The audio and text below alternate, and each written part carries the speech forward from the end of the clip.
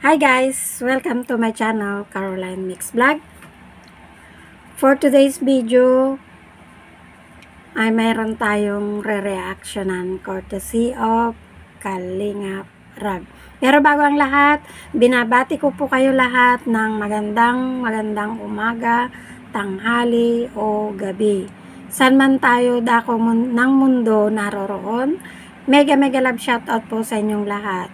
Lalong-lalo na sa ating founder ng Kalingap Foundation, Kuya Bal Santos Matubang, Ate Edna Vlog, and Kalingap Rab.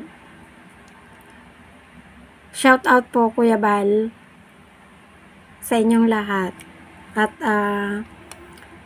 syempre, sa mga hindi pa po nakasubscribe sa kanilang mga channel, subscribe na po natin Kuya Bal Santos Matubang, at syempre kay Ate Edna Vlog, kay Kalingap Rab, at atin pong suportahan ang kanilang programa sa pagtulong sa mga mahihirap sa pamamagitan po ng ating pag-subscribe, panonood sa kanilang mga vlog. Guys, yung panonood po natin sa kanilang mga vlog at hindi pag-skip ng ads ay malaking bagay na po yun sa kanila, para sa kanilang mga tinutulungan. So, yun guys, subscribe na po natin sila sa mga hindi pa po nakasubscribe. At syempre, huwag nyo pong kalimutan, Caroline Mix Vlog, ang aking channel, at click nyo na rin ang all notification bell para lagi kayong update sa ating mga upload. So, yan guys, umpisaan po natin. Yun nga, sabi ko na may reactionan tayo courtesy of Kalingap Rab. Yung yung kambal na Australiano sa bundok. Yun guys, yung napanood ko yun ay talagang na-inspire ako. Na-inspired o na-amaze ako sa kanila. Kasi bukod sa gwapo sila, mababait at masipag. Wala silang pinipili na trabaho kahit ano. Yun nga, kagaya ng sabi nila dun sa interview ni Kalingap Rab na kahit anong trabaho ay tinatanggap nila. Ang hangad lang nila ay kumita ng pera na pantustos sa kanilang pang-araw-araw at syempre sa kanilang pag-aaral. Kasi guys, itong dalawang ito ay pangarap nila na makita ang kanilang biological father, tatay, yung Australiano. Kaya lang, ang problema dito ay hindi naman nila kilala ang pangalan ng kanilang tatay. So, paano nga naman nila mahanap? Kaya kailangan, dapat makumbinsi nila si nanay na ibigay yung complete na details ng kanilang tatay at nawa sa susunod na mablog sila ay mabanggit na nila yung pangalan ng kanilang tatay para mas madali silang makita yung kanilang tatay, di po ba?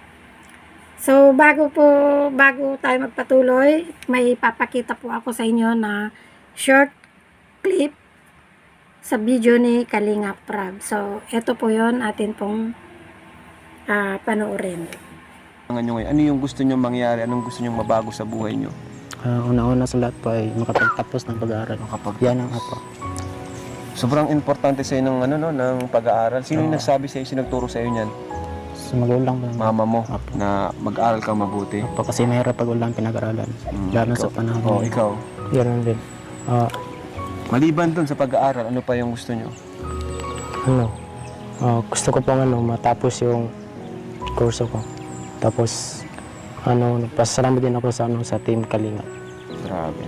Ngayon pala, nagpasalamat na si si Edward, Gusto ko pong makita yung yung papa ko. So matagal ko nang pinagdasal sa Panginoon na magkita kami. Pero I hope na pag Sana maging daan itong Sana channel maganda. natin, no? Marami makapanood. Australia, no? May auntie ako dyan, si Auntie Emmy.